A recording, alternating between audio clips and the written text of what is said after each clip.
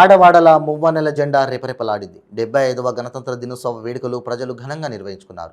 పార్వతీపురం, మన్యం జిల్లా గుమ్మలక్ష్మీపురం జిల్లా పరిషత్ ఉన్నత పాఠశాల, చింతలగూడ ఎయిడెడ్ పాఠశాల, ఆంజనేయస్వామి గుడి వీధిలో గల ప్రభుత్వ పాఠశాల సచివాలయంలో జరిగిన ఈ వేడుకలకు ముఖ్య అతిథులుగా హాజరైన sarpanch Bottada Gaurishankarrao, vice sarpanch Kishore, vice MPP Nimmaka Shekhar, HM Biddaka Bheemudu, Betha Krishnamurthy Naidu తదితరులు జెండాను ఆవిష్కరించి వందన సమర్పణ చేశారు. విద్యార్థులు జాతీయ గీతాలను ఆలపించారు. ఈ వేడుకలకు గ్రామ పెద్దలు, ఉపాధ్యాయులు, విద్యార్థులు, ఉద్యోగులు తదితరులు పాల్గొన్నారు.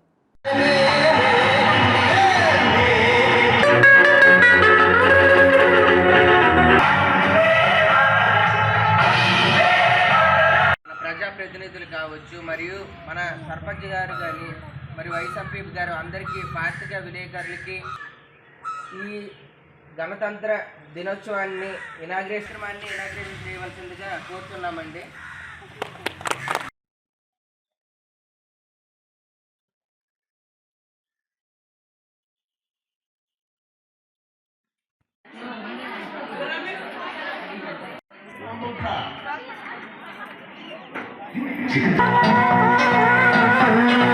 సత్యం పలికే హరముక్కు సూటిగా ఉన్నది చట్టం నచ్చకుంటే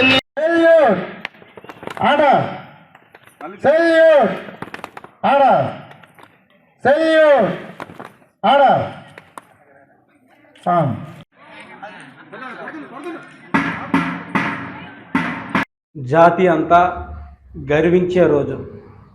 సర్వసత్తాక ప్రజాస్వామ్య గణతంత్ర దినోత్సవం ఈరోజు మనం ఘనంగా జరుపుకుంటున్నాం.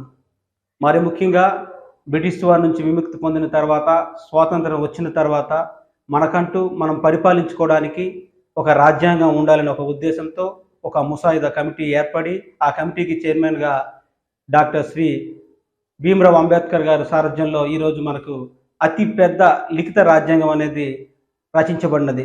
60 దేశాలు తిరిగి అందులో మంచి విషయాలు గ్రహించి మనకు ఒక మంచి రాజ్యాంగాన్ని ఈరోజు రాయడం జరిగింది. గర్వించేదగ్గ రోజు. అందరికీ 75వ గణతంత్ర దినోత్సవ శుభాకాంక్షలు.